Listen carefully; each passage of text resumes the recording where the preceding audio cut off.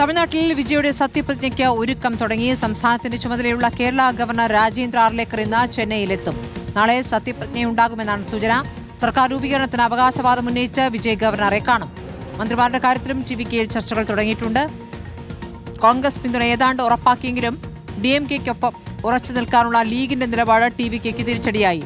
തീരുമാനം സംസ്ഥാന നേതൃത്വത്തിന് വിട്ടിരിക്കുകയാണ് സിപിഐഎം. അതേസമയം എഐഎഡിഎംകെയിലെ ഒരു വിഭാഗം വിജയ്ക്ക് പിന്തുണ നൽകിയേക്കും. സർക്കാർ രൂപീകരണത്തിനായി ഡിഎംകെ അണ്ണാ ഡിഎംകെയുമായി ചർച്ച നടത്തി. ആദിൽ പാലോട് വിവരങ്ങളുമായി. അതിൽ ഇപ്പോൾ നടക്കുന്ന ചർച്ചകൾ, അതിൽ ചിലതെങ്കിലും വിചിത്രമായ ചർച്ചകളായി കാണേണ്ടതുണ്ടോ? ഇപ്പോൾ വിജയ് സത്യപ്രതിജ്ഞയ്ക്ക് ഒരുങ്ങുമ്പോൾ വിജയ്ക്ക് പിന്തുണ നൽകുമെന്ന് കരുതിയ ലീഗ് പിന്തുണ നൽകാൻ തീരുമാനിച്ചിട്ടില്ല. അതേസമയം കോൺഗ്രസ് പിന്തുണ നൽകാൻ തീരുമാനിച്ചിരിക്കുന്നു. സിപിഎമ്മിന്റെയും തീരുമാനം വരാനിരിക്കുന്നേയുള്ളൂ. അപ്പോൾ എങ്ങനെയാണ് ഭൂരിപക്ഷം ഉറപ്പാക്കാനാകുമോ? ഭരിക്കാൻ ആവശ്യമായ ഭൂരിപക്ഷം കിട്ടുമോ?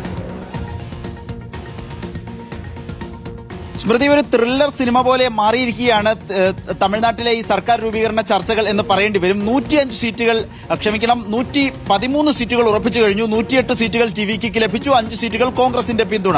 5 സീറ്റുകൾ ഇനി ഉണ്ടെങ്കിൽ മാത്രമേ സർക്കാർ രൂപീകരണത്തിലേക്ക് കടക്കാൻ കഴിയൂ എന്നുള്ളതാണ് പ്രധാനപ്പെട്ട കാര്യം.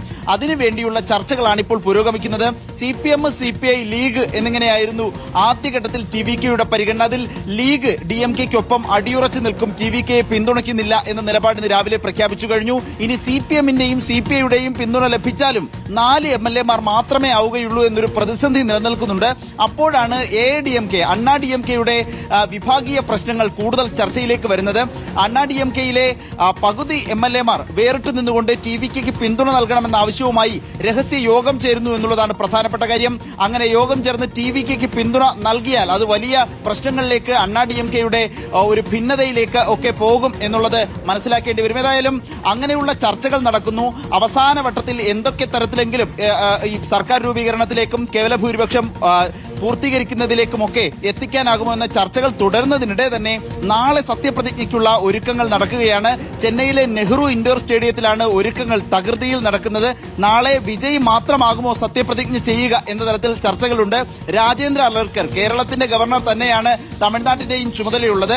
ഇന്ന് വൈകുന്നേരത്തോടുകൂടി ഗവർണർ ചെന്നൈയിലെത്തുകയും ചെന്നൈയിലെ രാജ്ഭവനിൽ വെച്ച്, ലോക് ഭവനിൽ വെച്ച് വിജയെ കാണുമെന്നുമുള്ള വിവരങ്ങളുണ്ട്. അങ്ങനെയെങ്കിൽ നാളെ 11 മണിയോടെ നെഹ്റു ഇൻഡോർ സ്റ്റേഡിയത്തിൽ വിജയ് മുഖ്യമന്ത്രിയായി, തമിഴ്നാടിന്റെ മുഖ്യമന്ത്രിയായി സത്യപ്രതിജ്ഞ ചെയ്യും എന്നുള്ളതാണ്. ഏതായാലും പലതരം ചർച്ചകൾ നടക്കുന്നതാണ് നമ്മൾ കാണുന്ന കാഴ്ച.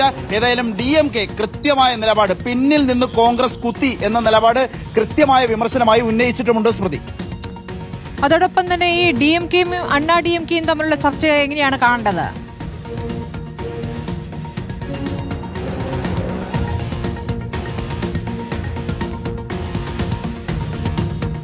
ഹലോ, അതിൽ കേൾക്കാമെങ്കിൽ ഡിഎംകെ അണ്ണാ ഡിഎംകെയുമായി സർക്കാർ രൂപീകരണത്തിന് ചർച്ചകൾ നടത്തുന്നു എന്നൊരു വിവരം കൂടി കിട്ടുകയാണല്ലോ.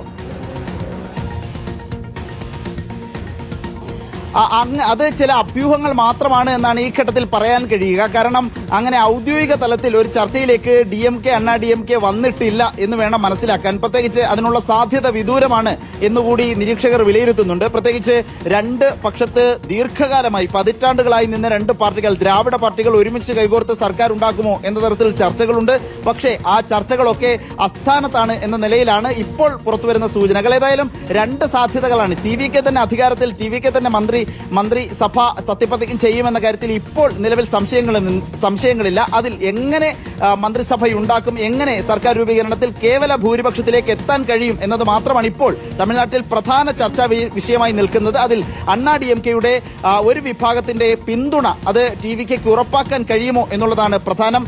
അതിനുവേണ്ടി ടിവികെയുടെ പ്രധാനപ്പെട്ട ജനറൽ സെക്രട്ടറിമാരിൽ ഒരാൾ, ഈ താഴേക്കിടയിലുള്ള സംഘടനാകാര്യ ജനറൽ സെക്രട്ടറി എന്ന് തന്നെ പറയാവുന്ന എൻ ആനന്ദ്, എടപ്പാടി പളനിസ്വാമിയെ ചെന്നൈയിലെ വീട്ടിലെത്തി കണ്ടു എന്ന വാർത്ത കൂടി പുറത്തു വരുന്നുണ്ട്. ഏതായാലും അണ്ണാ ഡിഎംകെ ഡിഎംകെയുമായി സഖ്യകക്ഷി എന്ന നിലയിലേക്ക് പോകുന്നതിന് അപ്പുറത്തേക്ക് ടിവികെക്ക് പിന്തുണ നൽകുമോ ഇല്ലയോ എന്നുള്ളതാണ് പ്രധാനപ്പെട്ട ചർച്ച. മറ്റ് ചർച്ചകൾ അസ്ഥാനത്താണ് എന്നുള്ളതാണ് പൊതുവിൽ ഉയരുന്ന വിവരവും വികാരവും. സ്മൃതി, ആദിൽ പാലോടാണ് വിവരങ്ങൾ നൽകിയത്.